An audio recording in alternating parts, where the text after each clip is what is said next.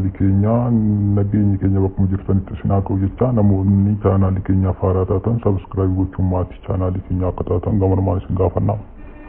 Oduulee gaggabaaboo hadha isinii qabanneen deetaa ministeera nagaa Itoophiyaa obbo Taayyee Danda'aa aangoo deetaa ministeera nagaa irraa xalayaa muummicha ministeera Abiyyi Ahmad barreessaniin kaafamuu ibsameera. Obbo Taayyeen aangoo irraa kaafamuu kan himu xalayaa har'a waajjira isaaniitiif akka dhufeef dubbatan.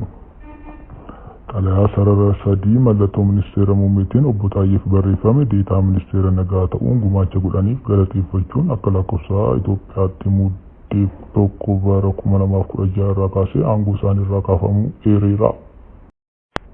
Yooyyaa harka fuune jaalatamtoota kabajamtoota chaanaalii keenya nageenyi keenya bakkuma jirtanitti isin haa ga'u jecha namoonni chaanaalii keenyaaf haaraa taatan subscribe gochuun maatii chaanaalii keenya akka taatan gamarmaan isin gaafanna.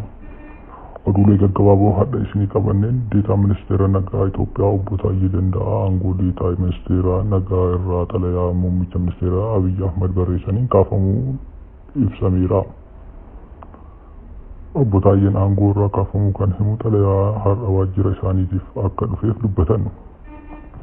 Xalayaa sarara sadii mallattoo ministeera muummitiin obbo Taayyeef barreeffame deetaa ministeera nagaa ta'uun gumaacha godhaniif galateeffachuun akka lakkoofsa Itoophiyaatti muddee tokko bara 2016 irraa kaasee aangoo isaaniirraa kaafamuu eereera.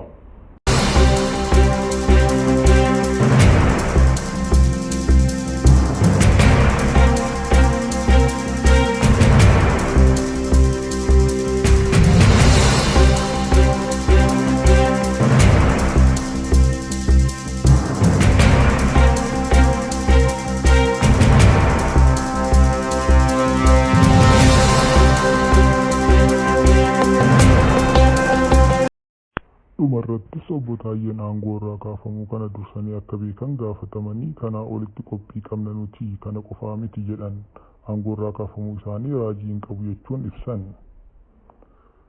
Jaalatamtoota daawwattoota chaanaalii keenya namoonni chaanaalii keenya haaraa taatan subscribe gochuun maatii chaanaalii keenya akka taatan isin gaafanna. Oduuleen gaggabaaboon har'aa qabannee kanuma fakkaataa galatoomna.